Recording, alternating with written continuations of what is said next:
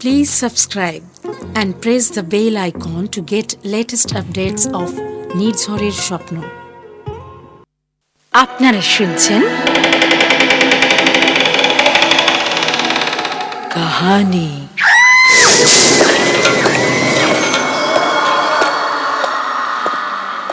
গল্পপ্রেমী পাঠক পাঠিকাদের জন্য নির্ঝরের স্বপ্ন প্রযোজিত কাহিনী গল্পপাঠের অনুষ্ঠানে চিরকালীন ও সমকালীন সাহিত্যিকদের গল্পে আপনাদের স্বাগত।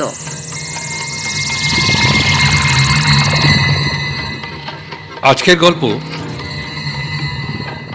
এই নিন। আপনি আয়না চেয়েছিলেন। আমি বিছানায় উঠে বসলাম।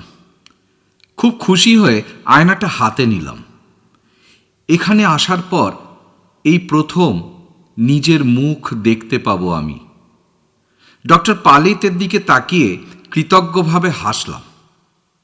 উনিও হাসলেন হয়তো, কারণ গোধূলির আবছা আলোয় সাদা দাঁত ঝিকিয়ে উঠল। আমি আয়নায় নজর দিলাম। কার ছবি এটা? এই কি আমি? এইরকম কি দেখতে ছিলাম? সাদামাটা মাঝারি রঙের স্বাস্থ্যবান এক যুবকের মুখ। কি জানি, এই যুবককে কখনো আমি দেখিনি। নিজের যে চেহারা আমার মনে আছে তার সঙ্গে এতটুকু মিল নেই। অন্ধকার ক্রমশ গাঢ় হচ্ছে, আর আয়নার মুখটাও ঢেকে যাচ্ছে আঁধারে।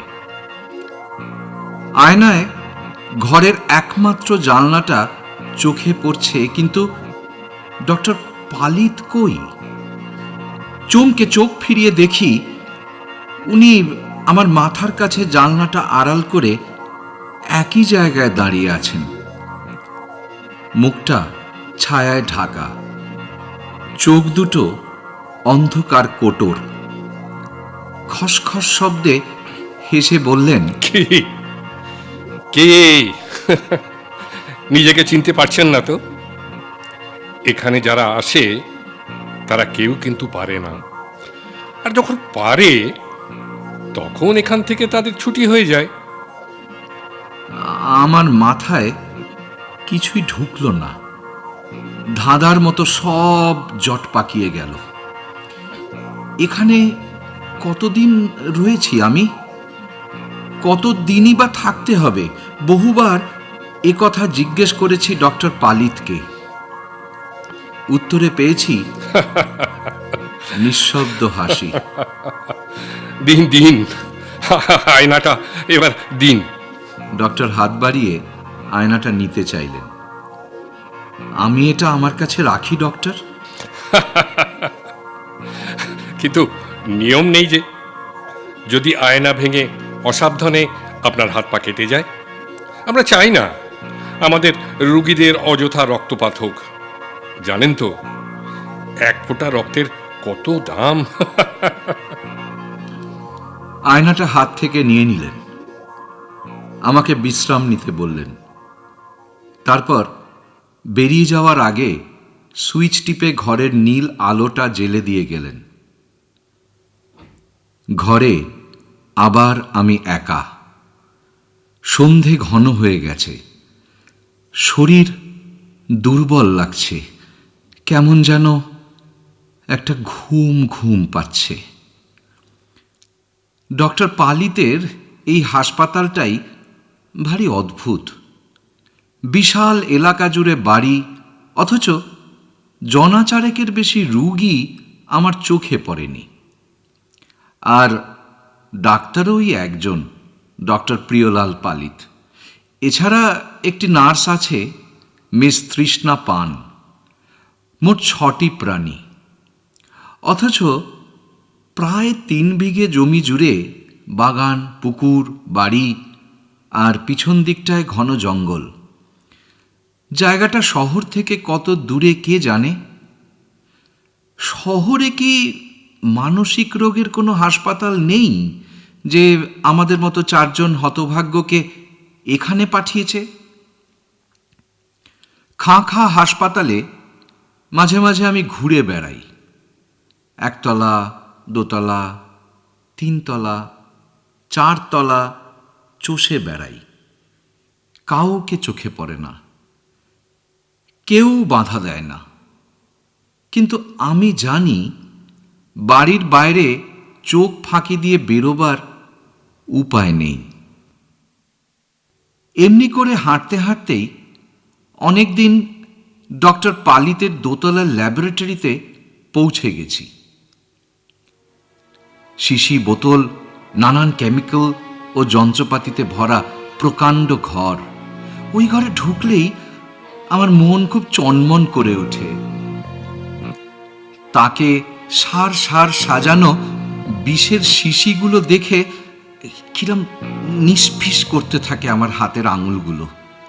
মরার খুলি আর আড়াআড়ি আঁকা একজোড়া হাড়ের ছবি আমাকে চোখ ঠাউরে হাতছানি দিয়ে যেন ডাকে,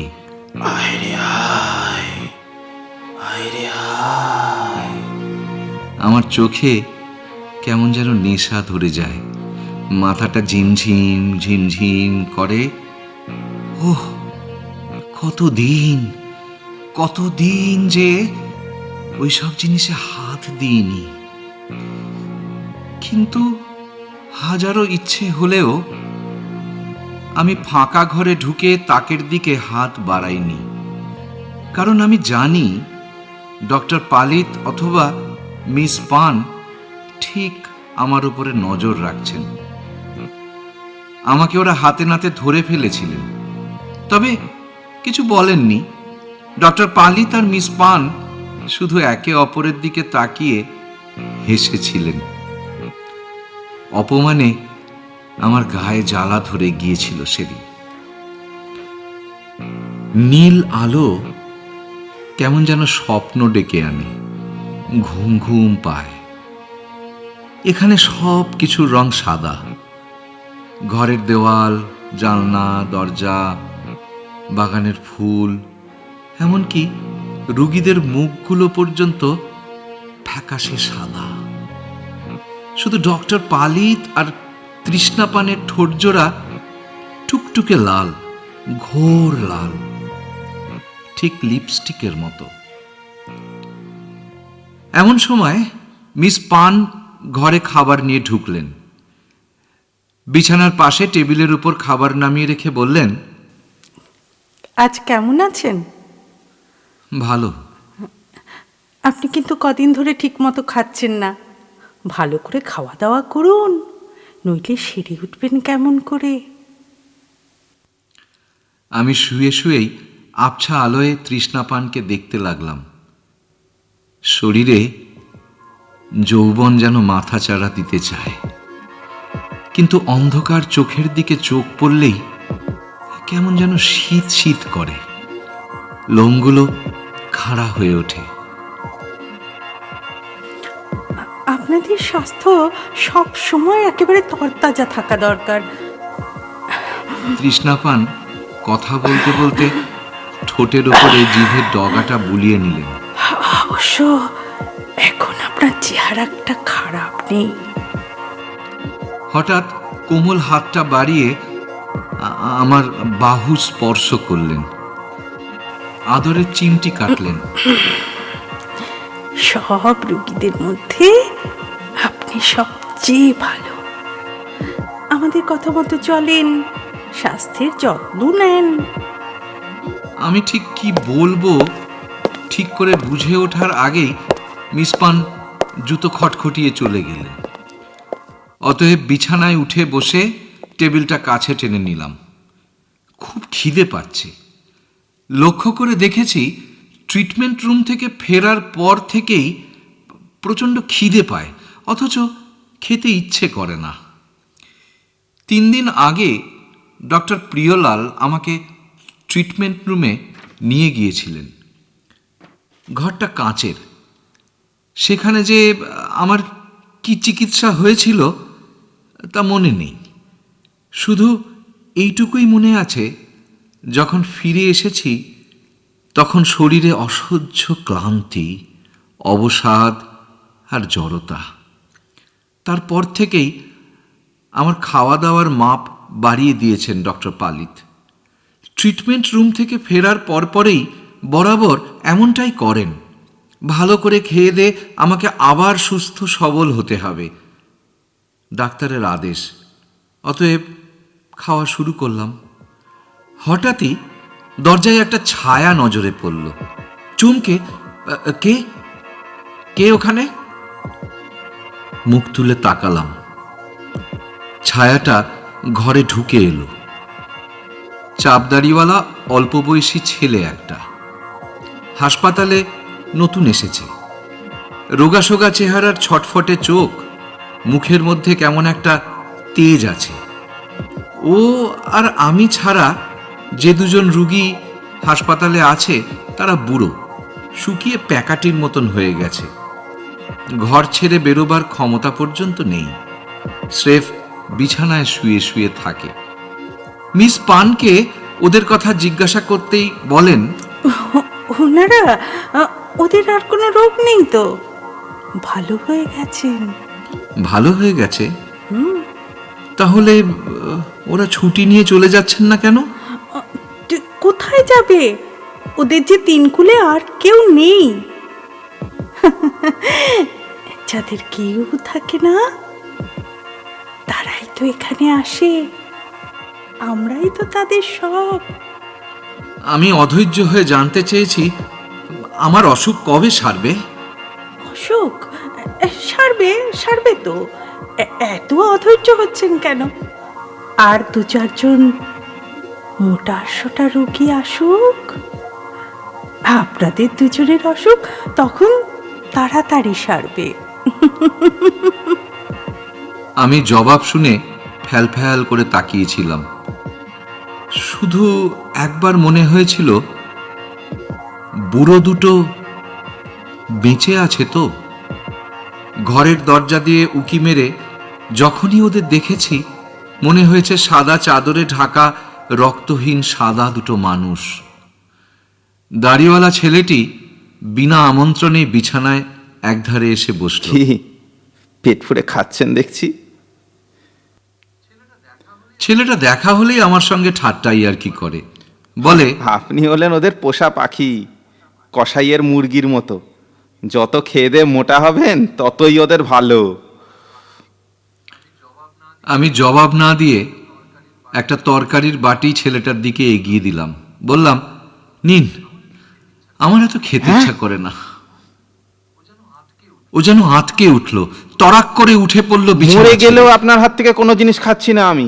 এত জলদি আমার মরার স্বাদ নেই, বুঝেছেন? আমি অবাক হয়ে আর কিছু বলার আগেই সে ঘর ছেড়ে চলে গেল। আমি কিছুক্ষণ খোলা দরজার দিকে তাকিয়ে রইলাম। তারপর খাওয়া দাওয়া সেরে ঘুমিয়ে পড়লাম। বেশ আরাম লাগছে এখন। পরদিন ডক্টর পালিত ও মিস পানের হাসির মানেটা খুঁজে পেলাম। আমাকে ফাঁকা ল্যাবরেটরিতে বিষের শিশি ঘেরা জায়গায় আবিষ্কার করে কেন ওরা সেদিন অমন করে হেসেছিলেন এখন বুঝতে পারছি। অপমানে তখন গায়ে জ্বালা ধরে গিয়েছিল, এখন সে জ্বালা যেন 100 গুণ বেড়ে গিয়ে আমার শরীরে আগুন জ্বালিয়ে দিচ্ছে। ভয় হচ্ছে আমার এই অস্থিরতা দেখে ওরা আবার আজই না আমাকে ট্রিটমেন্ট রুমে নিয়ে যায়। সকালবেলার দিকে হাসপাতালের ভেতরে এদিক ওদিক ঘুরে বেড়াচ্ছিলাম। একসময় হাজির হয়ে গেলাম ল্যাবরেটরিতে। যথারীতি সেখানে কেউ নেই। মন কেমন একটা জেদ চেপে গেল। ঝট করে একটা বোতল টেনে নিলাম তাক থেকে, মার্কিউরি ক্লোরাইডের সলিউশন। বোতলের গায়ে সেই মরার খুলি ও কাটাকুটি হাড়ের ছবি। বোতলটা পরনের সাদা অ্যাপ্রনে আড়াল করে লুকিয়ে ফিরে এলাম নিজের ঘরে।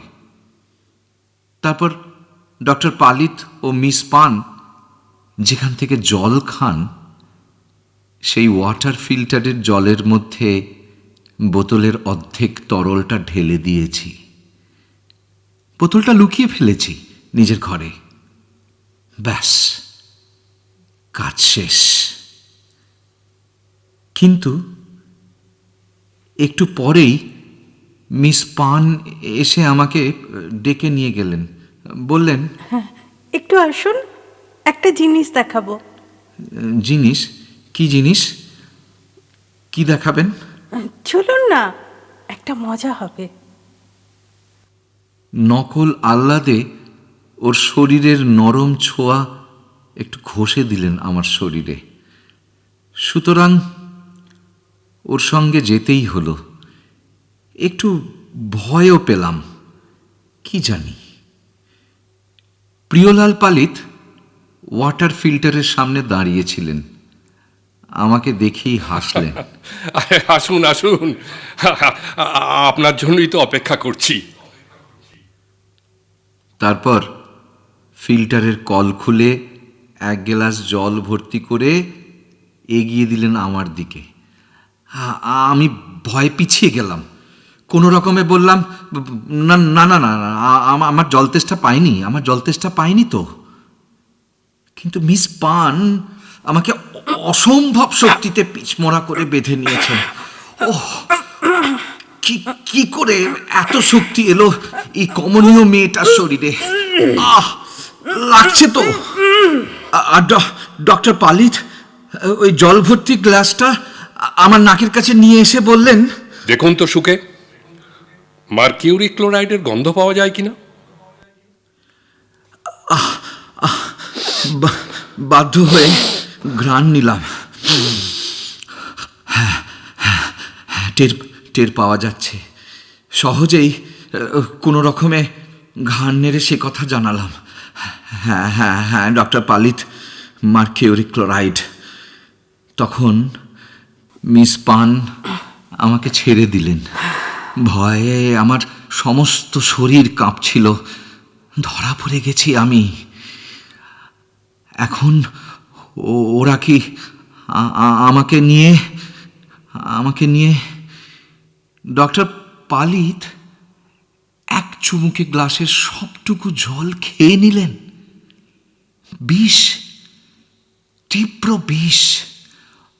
অথচ আবার ফিল্টারের কল খুলে গেলাস ভর্তি করলেন। এবারে দিলেন মিস পানকে। উনিও গেলাস শেষ করলেন এক নিমেষে। দুজনেই হাসলেন আমাকে ব্যঙ্গ করে। তারপর আবার গেলাস ভর্তি হলো। আবার নিমেষে গ্লাস শেষ। তারপর আবার এইভাবে আমাকে দেখিয়ে ওরা পালা করে ফিল্টারের বিষাক্ত জল শেষ করার উৎসবে মেতে উঠলেন যেন। সে কি হাসি ওদের! পেটে হাত চেপে শরীর দুলিয়ে আমার দিকে তাচ্ছিল্যের আঙুল তুলে সে কি হাসি! যেন মদ্যপানের ফোয়ারা ছুটছে। দেখতে দেখতে ফিল্টারের জল শেষ। আশ্চর্য! যে বিষে অন্তত 15টা প্রাপ্তবয়স্ক মানুষের অক্কা পাওয়ার কথা, সেই পরিমাণ বিষ হাসতে হাসতে ওরা শেষ করলেন। অথচ এখনো ওরা অট্টহাসি হাসছে। চোখের তারা জ্বলজ্বল করে জ্বলছে। আমি তারা খাওয়া নেড়ি কুকুরের মতো দুপায়ের ফাঁকে লেজ গুটিয়ে ছুটে ওখান থেকে চলে এলাম নিজের ঘরে, বিছানায়। তারপর অসহ্য জ্বালায় শুধু ছটফট। এই জন্যেই ওদের ল্যাবরেটরিতে কোনো পাহারা নেই, কোনো ভয় নেই ওদের। এমনকি আমার কাছ থেকেও কোনো ভয় নেই। সমস্ত ব্যাপারটা একটা জটিল ধাঁধার মতো ঠেকছিল। এমন সময় দাড়িওয়ালা ছেলেটা আমার ঘরে এলো। ওকে এক গ্লাস জল এগিয়ে দিলাম। ছেলেটা তীব্র ভাষায় আমার উপর মুখিয়ে উঠল। এক ধাক্কায় জলের গ্লাস ছিটকে ফেলে দিল। আমার ভেতরটা যেন টকবক করে ফুটছিল। হাত বারবার মুঠো হয়ে যাচ্ছিল আপনা থেকে। কিছুই বোঝেন ছেলেটা বলল, কিছুই বোঝেন না? ন্যাকা আপনি। আপনি এখানে কি করে এসেছেন তা জানেন, নাকি ভুলে যাবার ভান করেন? আপনার সব ফাইলপত্র আমি দেখেছি। আপনি ইন্ডিয়া ড্রাগ কোম্পানির কেমিস্ট ছিলেন। তিনটে মানুষকে বিষ খাইয়ে খুন করেছেন আপনি। তারপর ধরা পড়েন। বহু দিন আপনাকে নানান মানসিক হাসপাতালে রেখে সারিয়ে তোলার চেষ্টা করা হয়েছে, কিন্তু আপনার ওই এক রোগ, বিষ দেখলেই হাত নিষ্পিস করে। যাকে হাতের কাছে পান তাকেই এক ঢোক বিষ গিলিয়ে দিতে ইচ্ছে করে, তাই না? আমি বিছানায় পাথর হয়ে বসে রইলাম। ও যা বলছে সব সত্যি, নিশ্চয়ই সত্যি। নইলে সব কথাগুলো আমার এত চেনা চেনা ঠেকছে কেন? শুধু আমার নিজের মুখটাই আমার কাছে অচেনা হয়ে গেছে। মনে হচ্ছে কেউ আমার মাথার ঢাকনাটা খুলে ভিতরের জিনিসগুলো আচ্ছা করে নেড়ে ঘুটে দিয়ে আবার ঢাকনা বন্ধ করে দিয়েছে। দাড়িওয়ালা ছেলেটা চলে গেল। আমার মাথার ভিতরে ওর কথাগুলো বারবার বারবার বাজতে লাগলো। তিনটে মানুষকে বিষ খাইয়ে খুন করেছেন আপনি। তিনটে মানুষকে। তিনটে মানুষকে। তিনটে মানুষকে। সন্ধেবেলা প্রিয়লাল পালিত আর মিস পান আমাকে দেখতে এলেন। ওদের মুখ চোখ ব্যবহার একেবারেই স্বাভাবিক। সকালের ওই সাংঘাতিক ঘটনা যেন একেবারে ভুলে গেছেন, কিন্তু আমার অসহ্য জ্বালা যেন আবার শুরু হলো।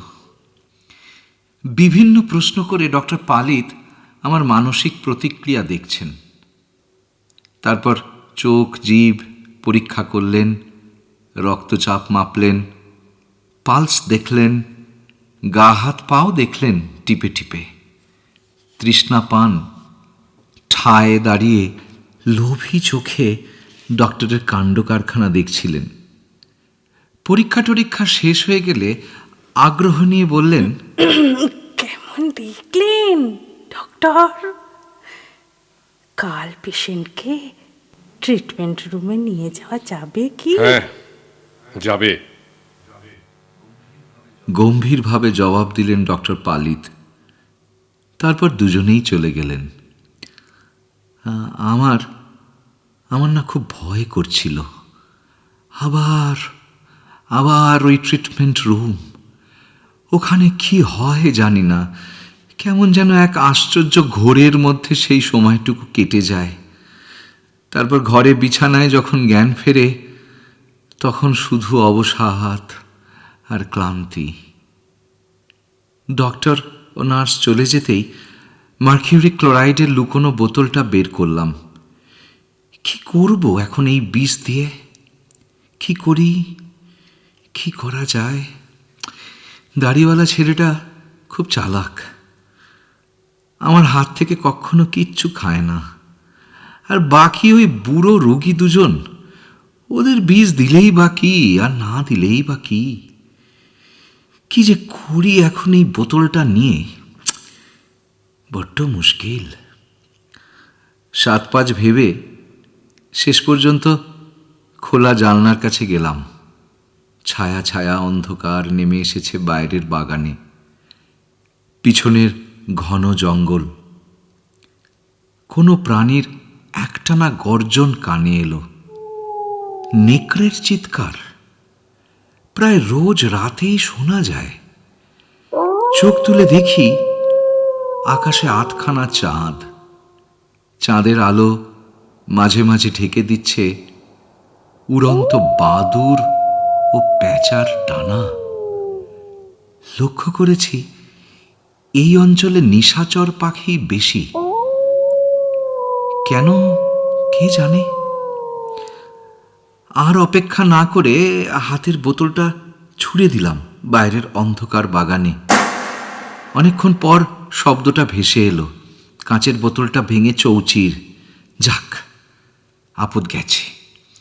ওটা রেখেও তো কোনো লাভ ছিল না, যদি অবশ্য নিজেকেই না। আমার মাথার মধ্যে সব কিছু যেন কেমন গোলমাল লাগছে। দু চোখ বুঝলেই সার সার শিশি বোতলের স্বপ্ন দেখি। সব কটার উপরেই মরার মাথার খুলি আঁকা। খুলির কালো চোখের কোটর দুটো কেমন যেন থকথক করে জ্বলছে। আমার হাতের আঙুলগুলো লাউডগা সাপের মতো হিল হিল করে আকুলি বিকুলি করে। বুকের ভেতরটা ধুপধাপ ধুপধাপ ধুপধাপ করে শব্দ হয়। সেই তিনজনের কথা মনে পড়ে, সেই তিনজন যাদের আমি বিষে নীল করে দিয়েছি, সেই তিনজন। কিন্তু তিনের পর চতুর্থ জনকে খুঁজে আর পেলাম কই? আর কতদিন অপেক্ষা করতে হবে আমাকে? ওই দাড়িওয়ালা ছেলেটাকে যদি, কি ভেবে ঘর ছেড়ে বেরোলাম।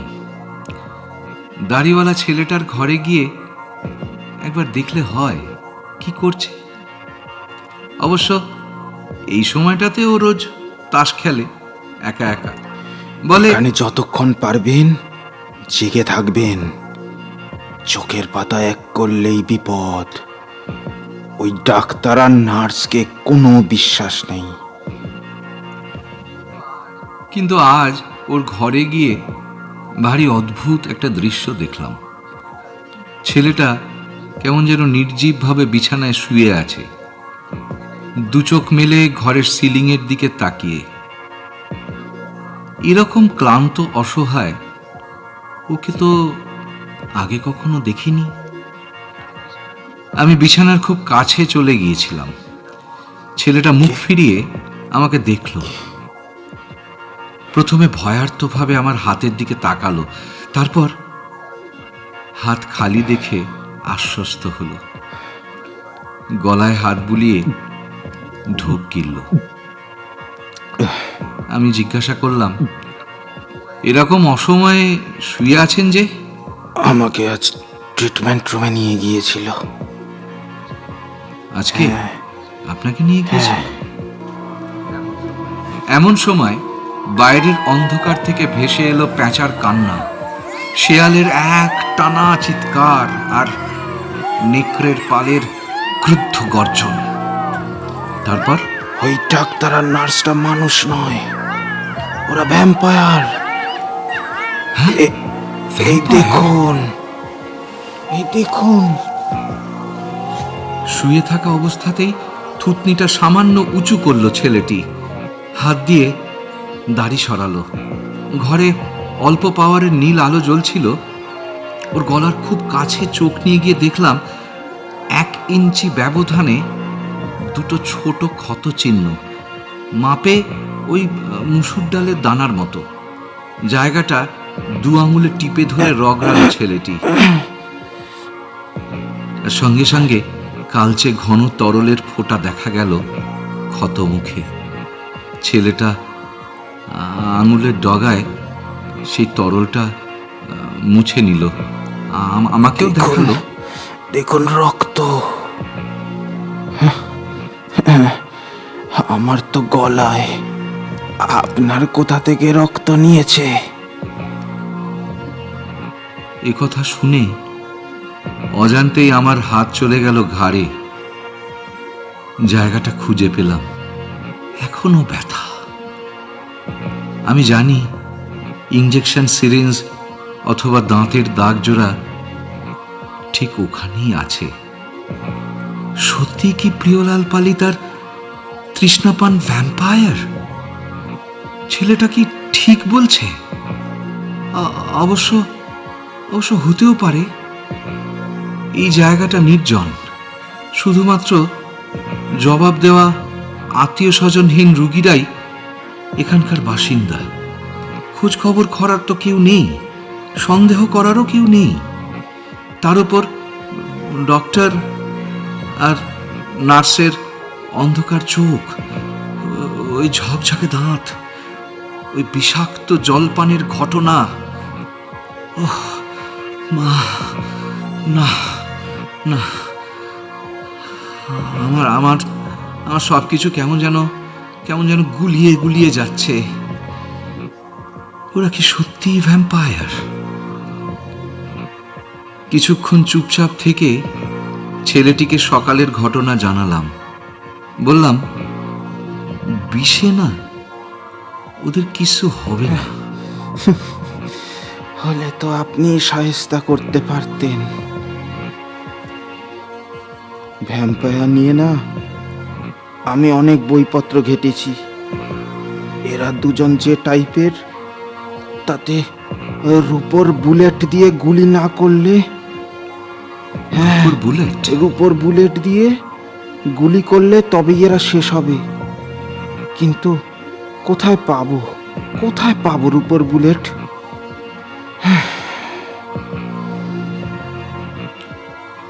ছেলেটা এই কথা বলে একটা দীর্ঘশ্বাস ফেলে আবার চোখ ফেরালো সিলিং এর দিকে। বুলেট, রিভলভার, কান ফাটানো শব্দ, রক্তপাত।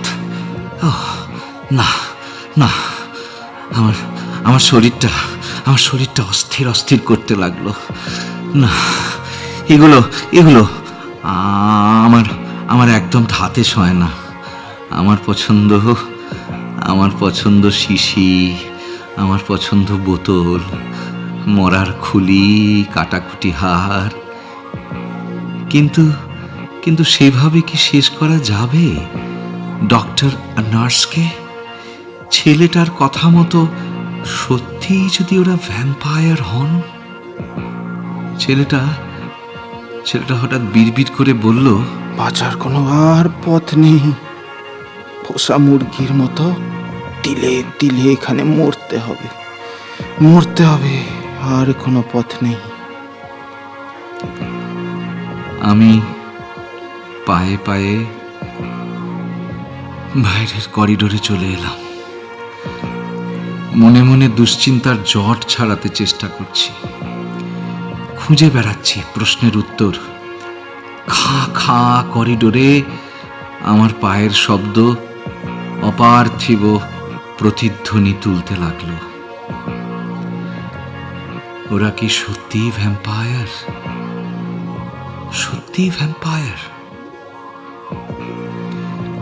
দুদিন পর মাথায় একটা বুদ্ধি খেলে গেল। শিশি বোতল, মরার খুলি, কাটাকুটি হার। কিন্তু আমি ডক্টর পালিতের ল্যাবরেটরি থেকে বোতল সরাতে পারবো না। ওরা ঠিক টের পাবেন এবং ওই রকম গা জ্বালা করা হাসি হেসে আমাকে অপদস্থ করবেন। আমার অসহ্য লাগে, অসহ্য। সুতরাং দাড়িওয়ালা ছেলেটিকেই বলবো বোতল সরানোর জন্য। দুপুরের দিকে ওর ঘরে গেলাম, সব খুলে বললাম। শুনে ও বিশ্বাস করতে কি চায় করে হবে, কি হয় নাকি? আমি ওকে ভরসা দিলাম। আমি বললাম, দেখুন, এটা হবে, কিন্তু আপনার সাহায্য না পেলে একার পক্ষে এটা অসম্ভব। তো আপনি বিশ্বাস করুন। না, আপনি বিশ্বাস করুন, এটা হবে। আর জানবেন, আপনি আগে শুনুন আমি কিভাবে আপনাকে বলছি। আপনি শুনুন, একটু শান্ত হন। সবটা বলার পর ছেলেটি রাজি। ঠিক আছে। দুটো দিন ঠিক মতো খাওয়া দাওয়া করে ও অনেকটা চাঙ্গা হয়ে উঠেছে। ওকে বললাম, সবটা তো শুনলেন, ঠিক সময় হলে আমি আপনাকে জানিয়ে দেব কখন, কিভাবে, কোন বোতলটা সরাতে হবে। কেমন? বেশ। পরপর 3 দিন আমি গোগ্রাসে খাওয়া শুরু করলাম। যে করেই হোক ওজন বাড়াতে হবে। দেখলাম ওজন বাড়ছেও। নিয়মিত রাউন্ডে এসে ডক্টর পালিত ও তৃষ্ণা পান আমার গা টিপে টিপে দেখেন। ওদের চোখ ধক ধক করে। আমি শিউরে উঠি। বুঝি সময় হয়ে এসেছে। আমাকে ট্রিটমেন্ট রুমে ওরা নিয়ে গেলেন বলে। চতুর্থ দিন বিকেলে আমি খুব উত্তেজিত হওয়ার অভিনয় করলাম। অস্থির হয়ে হাত পা ছুটতে লাগলাম। ডক্টর পালিত সেটা লক্ষ্য করে মিস পানের দিকে তাকিয়ে হাসলেন। বললেন, দেখেছেন মিস পান, সময় হয়ে গেছে। কালই ওকে একেবারে ট্রিটমেন্ট রুমে নিয়ে যেতে হবে। কেমন, মনে থাকবে তো? আর দেরি নয়, আর দেরি নয়, কালকে। ওরা চলে যেতেই আমি দাড়িওয়ালা ছেলেটির ঘরে গেলাম। ও উত্তেজিত অবস্থায় আমারই জন্য অপেক্ষা করছিল। ওকে বললাম চুপিসারে ডক্টর পালিতের দোতলা ল্যাবরেটরিতে যেতে, তারপর কতকগুলো দরকারি জিনিস নিয়ে আসতে। ঘণ্টাখানেক পরেই ছেলেটি ফিরে এলো। সাদা অ্যাপ্রনে আড়াল থেকে বের করে দিল দরকারি জিনিসগুলো। আমার মুখে এইবার হাসি ফুটল। ওকে সাবাস সাবাস এই বলে বিছানায় শুয়ে পড়লাম। তারপর সমস্ত নির্দেশ দিয়ে বললাম, ঝটপট কাজটা সেরে নিন, কেমন? ছেলেটি আমার কথা মতো কাজ শুরু করলো। আমার বুক শুকিয়ে আসছে, শরীরের আগুন জ্বলছে, চোখের সামনে লাল নীল তারা নাচছে। শেষ পর্যন্ত আমি সইতে পারবো তো? কাজ শেষ করে ও আমার কাছে সরে এলো। উদ্বেগের সুরে জানতে চাইলো, আপনার কোনো অসুবিধে হচ্ছে না তো? আমি দাঁতে দাঁত চেপে জবাব দিলাম, না না, আমি ঠিক আছি। আপনি ঘরে চলে যান, আপনি ঘরে চলে যান, কালকে সব জানতে পারবেন। ঠিক আছে। ও চলে গেল। আমি বিছানায় শুয়ে ছটফট করতে লাগলাম। একরকম জেদ ধরেই রাতের খাওয়া পেট ভরে খেলাম। তারপর যন্ত্রণা সহ্য করে শুধু অপেক্ষা আর অপেক্ষা। কি যন্ত্রণা, কি যন্ত্রণা! দু চোখে ঘুম নেই, ঘুম নেই। অসহ্য অসহ্য চিনচিনে যন্ত্রণার মধ্যে জ্ঞান ফিরল। চোখ খুলে এক অপরূপ দৃশ্য দেখতে পেলাম। ট্রিটমেন্ট রুমের ধবধবে বিছানায় আমি শুয়ে আছি। একটু দূরে টলমল অবস্থায় দাঁড়িয়ে থাকার চেষ্টা করছেন ডক্টর প্রিয়লাল পালিত ও মিস পান। দুজনেরই কালো অন্ধকার চোখ ঠেলে বেরিয়ে আসছে। মুখ ঠোঁট লিপস্টিকে মাখামাখি। লিপস্টিক নাকি রক্ত? দু হাতে খামচে ধরে ওরা বাতাস নিতে চাইছে। চুপচুকে জিভ বেরিয়ে এসেছে অস্বাভাবিক রকম। ঝকঝকে দাঁত দেখা যাচ্ছে। দাঁতে কি লিপস্টিকের ছোপ? লিপস্টিক না রক্ত? টলতে টলতে প্রথমে মুখ থুবড়ে পড়লেন ডক্টর পালিত। মিস পান ট্রিটমেন্ট রুম থেকে বেরোতে যাচ্ছিলেন। দরজার কাছে হুমড়ি খেয়ে পড়লেন। সামান্য মাথা তুলে আমি মিস পানের শক্ত হয়ে যাওয়া পা দুটো দেখতে পাচ্ছি। আর দেখতে পাচ্ছি ডক্টর পালিতের কুকড়ে যাওয়া বিভৎস দেহ। আমার ঘাড়ের কাজটা চটচট করছে। বালিশের অবস্থাও তাই। শরীরের অবসাদ, অথচ ভেতরটা যেন মরুভূমির আগুন জ্বলছে দাউ দাউ করে। এ জ্বালা কি আর নিভবে না? যাক তবু নিশ্চিন্ত। ভ্যাম্পায়ার দুটো শেষ। গতকালের কথা মনে পড়েছে। দাড়িওয়ালা ছেলেটিকে যখন কাজের দায়িত্ব দিয়ে ডক্টর পালিতের ল্যাবরেটরিতে পাঠিয়েছিলাম, তখন ও কিরকম যেন একটা হতভম্ব হয়ে পড়েছিল।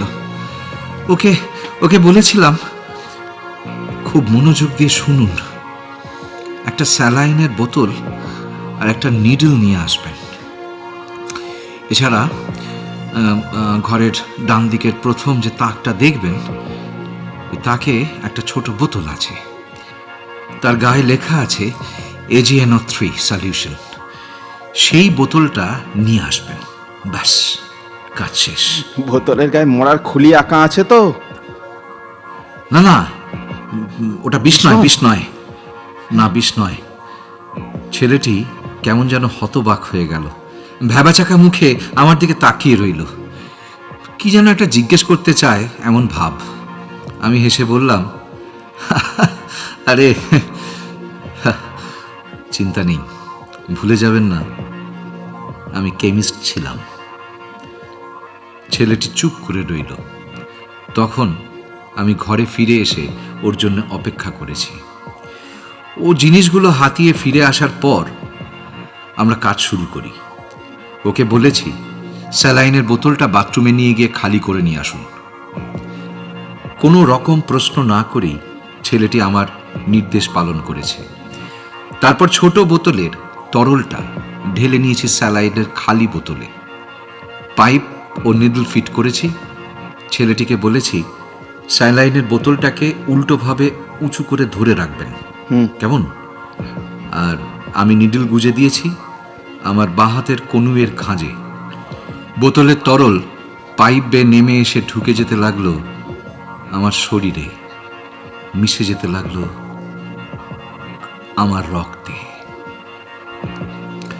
ছেলেটি বোকা বোকা ভয়ার্ত চোখে আমাকে দেখছিল। একসময় বোতল শেষ হলো। নিডল বের করে তুলো দিয়ে ক্ষতস্থান চেপে হাত ভাঁজ করে রইলাম। ছেলেটিকে বললাম, খালি বোতল, পাইপ, নিডল সব জানলা দিয়ে বাইরে ফেলে দিন। ঠিক আছে। শুধু আমার রক্ত ছাড়া আর কোথাও যেন আমাদের এই গোপন কাজের কোনো চিহ্ন না থাকে। আচ্ছা। ওহ, কি যন্ত্রণা যে সহ্য করেছি সারাটা রাত। ভ্যাম্পায়ার দুটোকে নিকেশ করতে পেরে মনে হচ্ছে যন্ত্রণা সহ্য করা আমার সার্থক হয়েছে। রূপোর বুলেট আমি পাইনি, তবে ল্যাবরেটরি থেকে পেয়েছি AgNO3, আর্জেন্টাম নাইট্রেটের দ্রবণ। আর্জেন্টাম ল্যাটিন ভাষায় ওটাই রূপোর নাম। সেই সিলভার নাইট্রেট অর্থাৎ রূপোর পরমাণু ছুঁচ বিধিয়ে ঢুকিয়ে দিয়েছিলাম আমার রক্তে। রক্তের মধ্যে গেছে রূপো, রূপোর বুলেটের চেয়েও ভয়ঙ্কর এবং অমোঘ। সেই রূপলি রক্ত চুষে চুষে খেয়েছে ডক্টর প্রিয়লাল পালিত আর মিস পান।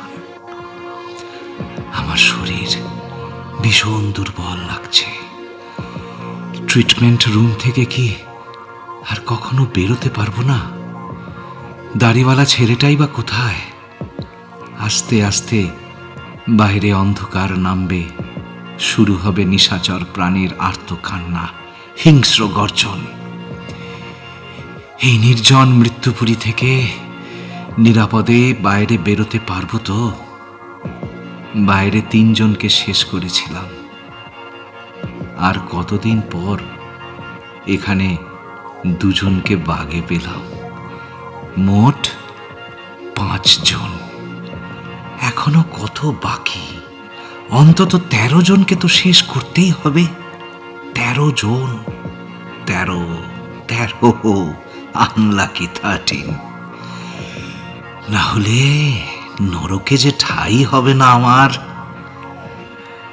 13 রাত বোধহয় বেড়েছে, কারণ বাইরে শুরু হয়েছে নেকড়ের গর্জন, আর শরীরের ভেতরে প্রতিটা শিরায় ও ধমনীতে রূপলি রক্ত পাগল করা ছুটোছুটি ক্রমশ উত্তাল হয়ে উঠছে আমার শরীরের ভিতর।